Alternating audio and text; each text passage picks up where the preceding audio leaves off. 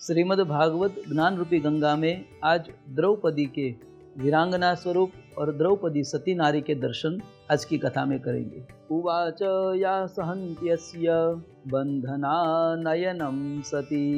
आगे की कथा हमने देखी कि अर्जुन अश्वत्थामा को बांधकर पशुवत द्रौपदी के पास लेकर आया। अब पशुवत बांधा है तो पशुवत हाथ बांधा हुआ है, घुटने के बल पर वो बैठा हुआ है और उसका मस्तक नीचे झुका हुआ है। देखो, ऐसा कृत्य जो करता है उसका मस्तक सदैव के लिए नीचे झुक जाता है। अघोर कृत्य किया है, आतताई पूर्वक कृत्य किया है, और यह कृत्य उस समय में तो बहुत निंदनीय कर्म था। ऐसा कर्म किया है, इसलिए उसे ऐसा दंड दिया है, वो ब्राह्मण होने के बावजूद भी। तो ऐसा दंड दिया है, वहाँ पे वो ऐसे बैठा हुआ है और द्रौपदी को समाचार मिला। द्रौपदी को कहा गया, तुम्हारे पुत्र का मृत्यु का कारण जो है वो यह अश्वत्थामा है, अब तुम्हें जो ठीक लगे वैसा उसे दंड दीजिए। और वह द्रौपदी ने जब यह बात सुनी और देखा आगे, तो अश्वत्थामा को देखा, और अश्वत्थामा को देखकर वह द्रौपदी जोर जोर से रोने लगी। द्रौपदी जोर जोर से रोने लगी और रोते रोते कहने लगी, मुच्यताम मुच्यताम एषः ब्राह्मणो नितराम गुरु। हे अर्जुन, हे भीम, हे धर्मराज, हे नकुल, हे सहदेव, आप सभी को मैं निवेदन करती हूँ कि जल्दी से जल्दी इसे मुक्त करिए। देखो, मुच्यताम मुच्यताम एषः ब्राह्मणा नितराम गुरु। एक बार नहीं कहा मुच्यताम, मानी छोड़ दो, ऐसा नहीं बोला, पर इसे मुच्यताम मुच्यताम एषः एक बार नहीं 2 बार कहा गया है। इसलिए छोड़ो, पर तुरंत छोड़ो, इसे जल्दी से छोड़ो, ऐसे इसे मत पकड़ के रखो। क्योंकि ये क्यों, तो कहते ब्राह्मणा नितराम गुरु। ये ब्राह्मण है, गुरु के रूप में है और गुरु का पुत्र भी है, इसलिए इसे जल्दी से जल्दी छोड़ो। इसे आप जल्दी से जल्दी छोड़ दीजिए। और यह छोड़ने की बात हुई, इसलिए सभी लोग वहाँ पे देखने लगे। क्योंकि पहले तो द्रौपदी रोने लगी, इसे देखकर रोई, तो सबको लगा कि चलो द्रौपदी को आश्वासन मिला, उसके पुत्र का जो वध करने वाला था वो मिल गया, इसलिए शोकातुर होकर वह द्रौपदी रोती है।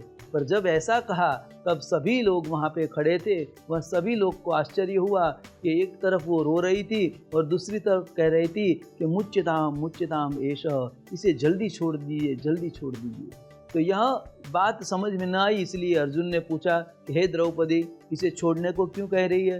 क्योंकि आपने तो कहा था जो पुत्र का मृत्यु का कारण है उसको मृत्यु दंड मिलना चाहिए, यह बात तुमने ही बोली थी, और आज इसे देखकर आप बोल रही हो कि यहाँ पे उसको छोड़ दो। और मेरी प्रतिज्ञा का क्या, मैंने जो प्रतिज्ञा ली है वह प्रतिज्ञा का क्या?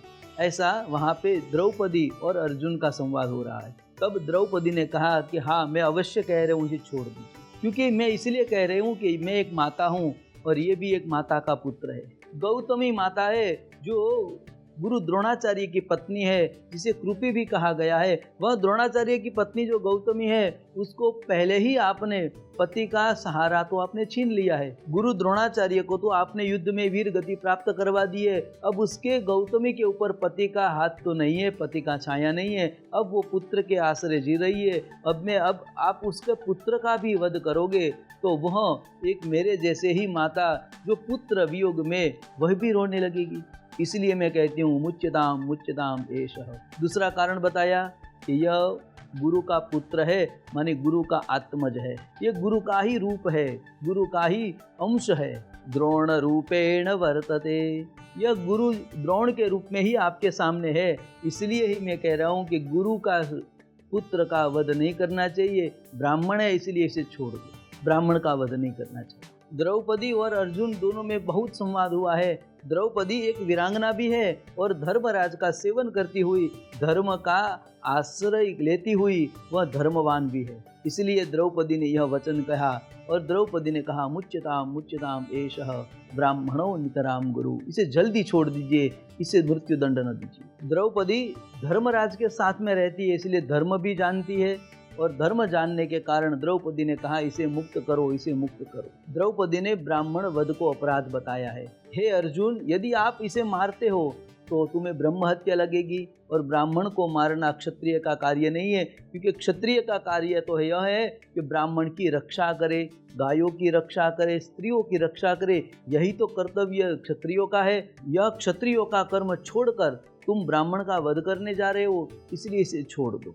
दूसरा अर्थ गुरु पुत्र है, गुरु के पुत्र को या गुरु के वंश को भी वध करना, यह भी अपराध बताया गया है, क्योंकि गुरु का वध तो तुम युद्ध में कर चुके हो, पर वो न्यायोचित था, क्योंकि युद्ध में आए हुए अपनी मर्जी से युद्ध के लिए आए हैं, तो वहाँ पे युद्ध में यह धर्म युद्ध था, और वहाँ पे जो तुमने वध किया है उसमें से ब्रह्म हत्या से शायद तुम बच सकते हो, परंतु यहाँ पे अनुचित ब्राह्मण का वध करना या गुरुपुत्र का वध करना ये अन्यायपूर्वक है, इसलिए इसे छोड़ दो। यही द्रौपदी अश्वत्थामा को छोड़ने के लिए कह रही है, परंतु आगे की कथा में महाभारत में जब दुर्योधन को माफी देने की बात आई, तब द्रौपदी ने वहाँ पे विरोध जताया था।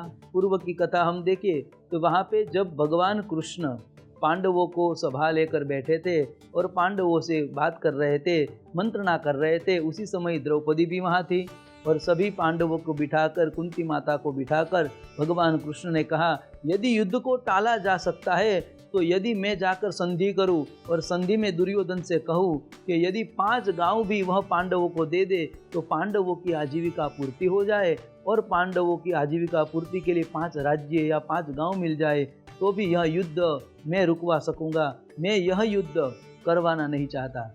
ऐसी मंत्रणा करके भगवान विष्टि के लिए जब पांडवों से आज्ञा लेकर भगवान कृष्ण उसका पक्ष लेकर दुर्योधन के पास जा रहे थे, उसी समय बीच रास्ते में द्रौपदी मिली, और द्रौपदी ने कहा, हे केशव, यदि 5 पांडव स्वीकार कर ले कि मैं 5 गांव में भी संतोष लेकर मैं अपना कार्य कर सकते हैं, परंतु मुझे यह अस्वीकार है। मैंने यह प्रतिज्ञा ली थी कि जब तक दुर्योधन का जंघा का भाग भीम की गदा से नहीं टूटेगा, तब तक मेरे बाल मेरे केश में बांधूंगी नहीं।